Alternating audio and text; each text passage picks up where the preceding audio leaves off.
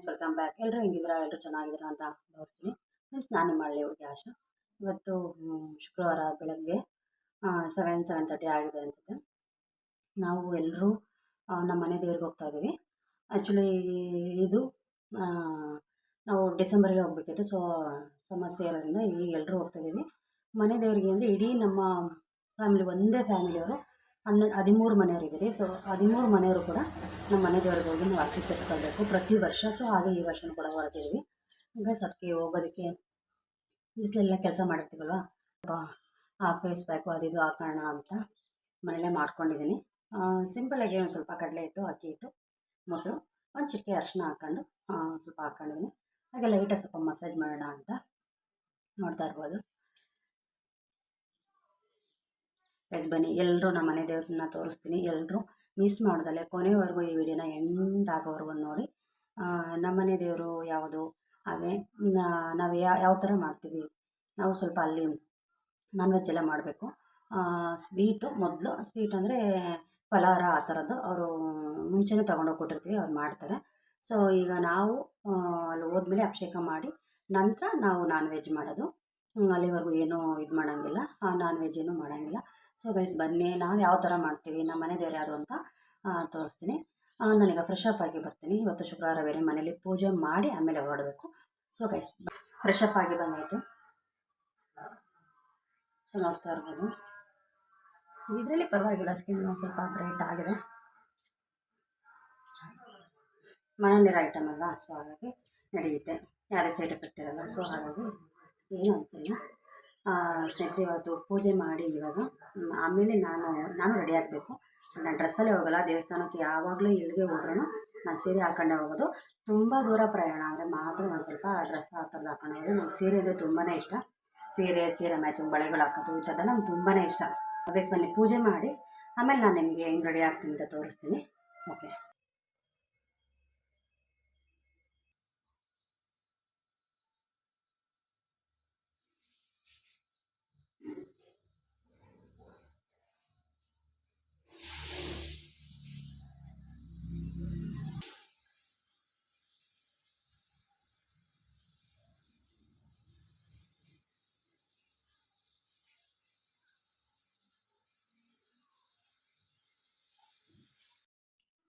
Guys, ನಾನು ಕೂಡ ಹೊರಟಿದ್ದೀನಿ.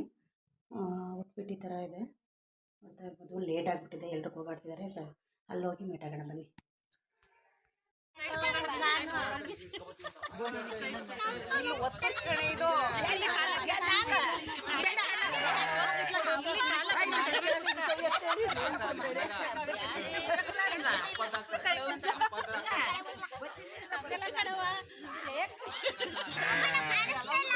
ಸ್ನೇಹಿತರೆ, ನೋಡಿದ್ರಲ್ಲ ನಮ್ಮ ಮಹಿಳೆಯರ ಸಾಮ್ರಾಜ್ಯ ಎಷ್ಟು ಖುಷಿಯಾಗಿದೆ. ದಿನವಿಡೀ ಇದ್ದೇ ಇರುತ್ತೆ, ವರ್ಷ ಎಲ್ಲ ಇದ್ದೇ ಇರುತ್ತೆ. ಒಂದು ದಿವಸ ಎಲ್ಲರೂ ಒಟ್ಟಿಗೆ ಹೋಗಿ ದೇವ್ರ ದರ್ಶನ ಮಾಡ್ಕೊಂಡು ಬಂದರೆ ಎಷ್ಟು ಚೆನ್ನಾಗಿರುತ್ತೆ ಅಲ್ವಾ. ಸೊ ಹಾಗಾಗಿ ನಾವು ಕೂಡ ಎಲ್ಲರೂ ಹೊರಟಿದ್ದೀವಿ. ನೋಡ್ತಾ ಇರ್ಬೋದು, ಇಲ್ಲಿ ನಮ್ಮ 13 ಮನೆಯ ಸೊಸೆಯಂದಿರು ಮತ್ತು ಅತ್ತೆಯಂದಿರು ಇದ್ದಾರೆ. ಕೆಲವರು ಬೈಕಲ್ಲಿ ಬರೋರು ಬರ್ತಾರೆ, ಕೆಲವರು ಬೇರೆ ಗಾಡಿಯಲ್ಲಿ ಸ್ವಂತ ಗಾಡಿಯಲ್ಲಿ ಬರೋರು ಬರ್ತಾರೆ. ಸೊ ನಾವೆಲ್ಲ ಹೊರಟಿದ್ದೀವಿ. ಈಗ ದೇವಸ್ಥಾನ ರೀಚ್ ಆದ್ವಿ. ಇವಾಗ ಎಲ್ಲರೂ ಇಳಿತಾ ಇದ್ದಾರೆ. ಸ್ನೇಹಿತರೆ, ನಾನು ಬಂದಿರೋದು ಇವತ್ತು ಗಣಸಿ ಹೋಬಳಿಯ ಜಕ್ಕನಹಳ್ಳಿ ಎಂಬ ಗ್ರಾಮದಲ್ಲಿರೋವಂಥ ಲಕ್ಷ್ಮೀ ದೇವಿಗೆ. ಇದು ತುಂಬಾ ಸ್ಪೆಷಲ್ಲು, ತುಂಬಾ ಪವರ್ಫುಲ್ಲು ದೇವರು. ಯಾಕೆ ಈ ಥರ ಹೇಳ್ತಿದ್ದೀನಿ ಅಂದರೆ, ಇದರಲ್ಲಿ ಒಂದು ವಿಶೇಷತೆ ಇದೆ. ನಾವು ಪೂಜಾರರು ಇಲ್ಲಿ ಬಂದು ಲೇಡೀಸೇ ಆಗಬೇಕು. ಇವ್ರಿಗೆ ಮದುವೆ ಆಗಿದ್ದು ಗಂಡ ಇಲ್ದವರೇ ಆಗಿರಬೇಕು. ಹಾಗೆ ಗಂಡು ಮಕ್ಕಳು ಇರಬಾರ್ದು. ಅವು ಗಂಡ ಇಲ್ದೇ ಇರೋರು ಅಂದರೆ ಗಂಡ ಸತ್ತೋಗಿರೋರೇ ಆಗಬೇಕು, ವಿಧವೆಯರು ಅಂಥವರೇ ಬಂದು ಇಲ್ಲಿ ಪೂಜೆ ಮಾಡ್ತಿರೋದು. ಇಲ್ಲಿ ಸಪೋಸ್ ಏನಾದರೂ ನಮಗೆ ಆಗಲ್ಲ ಅಂತ ಹೋಗಿರೋರು ಇದ್ದರೆ, ಪೂಜೆ ಮಾಡೋಕ್ಕಾಗಲ್ಲ ಅಂತೇಳಿ ಹೇಗೇನು ಅವರೇ ಬಂದು ಪೂಜೆ ಮಾಡ್ತಾರಂತೆ. ಯಾಕಂದರೆ ಯಾರು ಕೂಡ ನಮಗೆ ನಮ್ಮ ದೇವಸ್ಥಾನಕ್ಕೆ ಪೂಜಾರಿಲ್ಲ ಬಂದು ಪೂಜೆ ಮಾಡಿ ಅಂತ ಯಾರು ಹೋಗಿ ಕರೆಯೋಂಗಿಲ್ವಂತೆ. ಅವರೇ ಹುಡ್ಕೊಂಬಂದು, ಯಾವ ಊರಿಂದ ಆಗಿರ್ಬೋದು, ಇಲ್ಲ ಸ್ಟೇಟಿಂದ ಬೇರೆ ಸ್ಟೇಟ್ ಆದರೂ ಆಗಿರ್ಬೋದಂತೆ, ಅವರೇ ಬಂದು ನಾವು ಈ ದೇವ್ರನ್ನ ಪೂಜೆ ಮಾಡ್ತೀವಿ ಅಂತ ಹುಡ್ಕೊಂಡು ಬಂದು ಪೂಜೆ ಮಾಡಿರೋ ಇತಿಹಾಸ ಇದೆಯಂತೆ. ಉದಾಹರಣೆಗೆ ಇವಾಗ ಪೂಜೆ ಮಾಡ್ತಿದ್ದಾರಲ್ಲ, ಇಲ್ಲಿ ಕಾಣಿಸ್ತಿದ್ದಾರಲ್ಲ ಒಬ್ಬರು, ಅವರ ತಾಯಿ ಈಗ ಆಲ್ರೆಡಿ ಅವ್ರಿಗೆ ತುಂಬಾ ವಯಸ್ಸಾಗಿದೆ. ಅವರು ಬೇರೆ ಊರವರಂತೆ, ಬೇರೆ ಸ್ಟೇಟ್ ಅವರಂತ ಅವರು. ಸ್ನೇಹಿತರೆ. ಅವರು ಒಂದು ದಿವಸ ಬಂದು ನಾನು ಈ ದೇವ್ರನ್ನ ಪೂಜೆ ಮಾಡ್ತೀನಿ ಅಂತ ಬಂದು ಈ ಜಗಲಿ ಮೇಲೆ ಕೂತಿದ್ರಂತೆ. ಗ್ರಾಮದವ್ರು ಕೇಳಿದ್ರಂತೆ, ಯಾಕೆ ಇಲ್ಲಿ ಕೂತಿದ್ದೀರಾ ಅಂತ ಕೇಳಿದಾಗ, ನನಗೆ ದೇವಿ ಇವರು ಕನಸಲ್ಲಿ ಬಂದು ಹೇಳಿದ್ರು, ನಾನು ಇಂಥ ಊರವಳು, ನನಗೆ ನೀನು ಹೋಗಿ ಪೂಜೆ ಮಾಡಬೇಕು ಅಂತೇಳಿ ಹೇಳಿದ್ರು.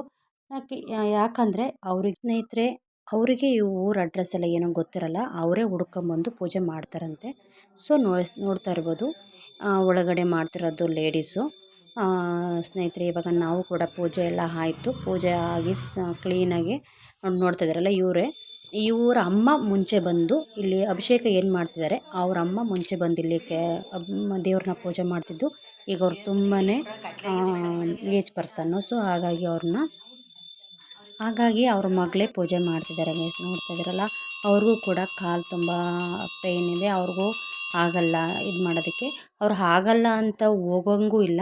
ಹೋದ್ರೆ ಅವರೇ ಕೂಡ ದೇವರೇ ಕೂಡ ಅವ್ರನ್ನ ಕರೆಸ್ಕೊಂತಾರಂತೆ ಮತ್ತೆ ಆಗೇನು. ಸೊ ಗೈಸ್, ನೋಡ್ತಿರ್ಬೋದು ಈ ದೇವರ ವಿಶೇಷತೆಯನ್ನು ನಾನು ನಿಮಗೆ ತಿಳಿಸಿದ್ದೀನಿ. ನಮ್ಮದು ಕೂಡ ಪೂಜೆ ಆಯಿತು. ನಮ್ಮ ದುರದೃಷ್ಟಕ್ಕೆ ಇವತ್ತು ಕರೆಂಟ್ ಇಲ್ಲ, ಆದರೂ ಕೂಡ ಅವರು ಮೊಬೈಲ್ ಬೆಳಕಲ್ಲಿ ನಮಗೆ ಪೂಜೆ ಮಾಡಿಕೊಟ್ರು. ತುಂಬ ಚೆನ್ನಾಗಿ ಪೂಜೆ ಮಾಡ್ತಾರೆ. ಬಟ್ ಇಲ್ಲಿ ಕರೆಂಟ್ ಇಲ್ದಿರೋದ್ರಿಂದ ಚೆನ್ನಾಗಿ ಕಾಣಿಸ್ತಿಲ್ಲ. ನಾವು ಕೂಡ ಪೂಜೆ ಎಲ್ಲ ಮುಗಿಸಿ ನೀಟಾಗಿ ಹೊರಟ್ವಿ.